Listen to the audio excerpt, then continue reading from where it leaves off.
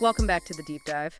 Today, we're getting into some really fascinating source material. It's all about that complex intersection where, perfect divine knowledge meets messy human affairs. Yeah, and our mission really is to pull out these key insights that show how this knowledge isn't just abstract, it actively shapes history and even sees right into the human heart. Exactly. We want to see how this perfect knowing dictates huge events, think continent-wide famine, but also zooms right in on, personal motivations, the secrets people hide. And ultimately, it raises the question of why human power and wisdom often seem, well, almost inadequate when set against this backdrop of divine certainty. Okay, so the sources really hinge on this difference between just predicting something versus absolute certainty. That's the core theological thread, I think. God's authority isn't just power. It comes from knowing everything, omniscience, and actively guiding things providence. So let's start with a big example of that strategic foreknowledge, Joseph in Egypt. Ah, yes. Pharaoh's dreams. This isn't just God giving a heads up about a bad harvest. It's using certain future knowledge to secure a lineage, a future. Right, because Pharaoh has these two identical dreams, which feel really ominous. And Joseph's interpretation makes it clear the repetition itself is the key. Precisely. Joseph says it means the event is established by God, and God will shortly bring it to pass. It's locked in. It's imminent. And the details are incredibly specific. Hyper-specific. 7 years of massive abundance, then bam, 7 years of famine so bad it wipes out the memory of the good times. And not just Egypt, the whole region. A guaranteed macro event. And knowing this with certainty leads to, well, a surprisingly practical plan. That's the crucial link. Joseph doesn't just interpret, he acts. He says, okay, let's appoint overseers, collect a fifth of the grain during the good years, store it. A strategic reserve, basically, based not on guesswork, but on divine revelation. Exactly. The world's first, maybe. And it saved them. It shows God actively guiding things, even disasters, to fulfill his purpose, which here was preserving Jacob's family. That really sets the stage. We've seen the big picture, the grand plan. Now, let's drill down into how this knowledge works on a much more personal level. Yeah, distinguishing honesty from deceit. It's quite powerful. So the sources give us this stark contrast. Let's start with the honest heart, Nathaniel. Right. Philip finds Nathanael, invites him to meet Jesus, and Nathanael's first reaction is pure skepticism. Can anything good come out of Nazareth? Yeah. Regional bias. Total human doubt. But then he meets Jesus. And Jesus just cuts right through, no small talk. Uh. He sees him coming and says, "Behold, an Israelite indeed, in whom is no guile." He identifies his core character instantly. That must have been startling. Absolutely. And Nathanael's clearly taken aback, asks, "How do you know me?" And this is the clincher, isn't it? It is. Yeah. Jesus says, "Before Philip called you, when you were under the fig tree, I saw you." He knew where he was privately, maybe a moment of prayer or just thinking. Something unseen by others. Exactly. Knowing that private moment, that hidden detail, it shattered Nathanael's skepticism. Instant proof of something beyond the natural. And his response is immediate. Rabbi, you are the Son of God. You are the King of Israel. Complete turnaround. The knowledge of his heart revealed Jesus' identity. Powerful stuff. Okay, now let's pivot to the unsettling opposite. Ananias and Sapphira. Yeah, this is set against the backdrop of the very early church, where there was this incredible spirit of unity and voluntary generosity, people selling property, caring for the needy. And the sources highlight Barnabas as the positive example, right? Sold land, gave all the money. Right. It wasn't compulsory, but Barnabas did it, it gave the full amount. But Ananias and Sapphira, they seem motivated by something else. The sources mention fame, recognition. It seems so.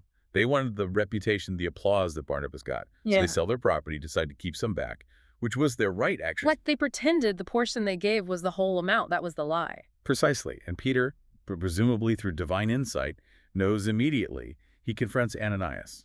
And the key phrase here is lying to the Holy Ghost, which Peter equates directly with lying to God. Yes. The issue wasn't keeping the money. It was the pretense, the intent to deceive the community, and fundamentally, God himself, who knew their hearts. The consequences, stark. Immediate death for Ananias, and later for Sapphira when she repeats the lie. It feels incredibly severe for a financial lie. It does, but the sources suggest a strategic purpose. This was the very beginning of the church, a vulnerable community. This judgment served as a powerful, unforgettable warning. Like a foundational rule being set. Kind of like Anchan back when Israel first entered the Promised Land. His hidden sin threatened the whole enterprise right at the start. This was similar, a warning against internal corruption threatening the integrity of this new community where God was said to dwell. So God's penetrating knowledge isn't passive. It upholds the standard. It provides authority. Exactly. Which leads us nicely into our next segment. This knowledge isn't just about insight. It's tied directly to absolute authority, to omnipotence, power over everything. From geopolitics, like the Red Sea crossing, down to controlling, well, chaos itself. Let's start with the Red Sea. Picture the scene. Israelites trapped, Egyptian army bearing down, the sea in front. Total panic. They're literally saying they'd rather be slaves back in Egypt. Human logic sees no way out. But Moses says, "Fear not, stand still and see the salvation of the Lord." Because the sources are clear, God engineered this impossible situation Intentionally, why? so that he would get honor upon Pharaoh and his army. Right. It wasn't just about escape. It was about demonstrating unparalleled power in a way that couldn't be ignored or explained away, breaking Egypt's will. And the parting of the sea itself? The sources link it back to creation. Explicitly. Revealing the dry ground echoes Genesis 1, separating waters.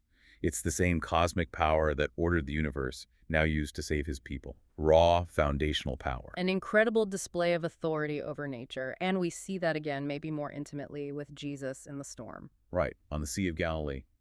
Jesus is asleep in the boat, showing his humanity. He's exhausted. Meanwhile, a massive storm hits. And these are experienced fishermen in the boat, and they are terrified. They think they're going down. They wake Jesus up, almost accusingly. Don't you care that we're perishing? Their fear shows they still see him as maybe a great teacher, but ultimately human, subject to the storm like them. But his response changes everything. Instantly.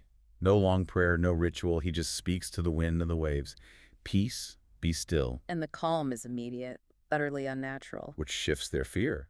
They're no longer afraid of the storm. They're afraid of him, asking, what manner of man is this, that even the wind and the sea obey him?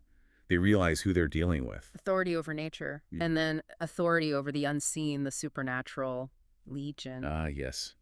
The encounter in the Gadarenes, a Gentile area. This man, possessed by this immense violent force, calls itself Legion, like a Roman army unit. Thousands. Uncontrollable by human means, chains couldn't hold him. Just sheer destructive chaos. Yet these demonic forces instantly recognize Jesus. They cry out, "Son of the Most High God." They know his authority. Their submission is total, involuntary. And Jesus just commands them out. He allows them into a herd of pigs, about 2,000, the text says. Which then immediately rush down the cliff into the sea and drown. A devastating economic blow for the locals, sure. But it makes 2 points very dramatically, doesn't it? Absolutely. One, the sheer scale of the demonic force involved horrifying. And two, the infinite value placed on one single human soul compared to, well, thousands of animals. Jesus' authority over the spiritual realm is absolute. Nothing is outside his control. So we've journeyed through history, guided by certainty, hearts laid bare by truth, nature and chaos submitting to command. What's the big takeaway for us, living now? Well, I think the sources point towards ultimate knowledge, providing ultimate comfort. Human plans, they fail. Economies falter, crises hit, our personal lives get messy. Like the Egyptians facing famine or the Israelites at the sea. Exactly. But God's plan, his plan A, holds firm. It persists through it all. Which kind of reframes those big, scary worldly threats, political powers, natural disasters, spiritual darkness. From that divine viewpoint, they're less significant. Much less. Isaiah 40 puts it so vividly. The nations are counted to him less than nothing, and vanity.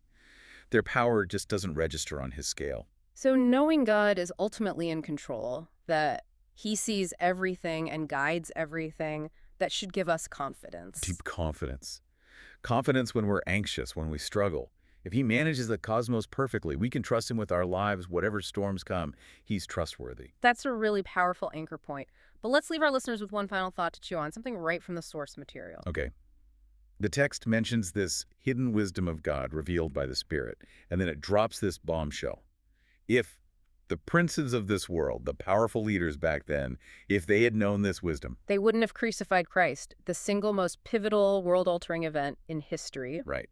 Which makes you wonder, doesn't it, if that colossal error stemmed from simply not accessing or recognizing divine wisdom. What critical decisions might we be making today based only on our own human logic, our own limited understanding, missing that deeper knowledge the sources claim is available? Yeah. Something to definitely think about. Indeed. Definitely something to mull over this week. Thanks for joining us for the deep dive.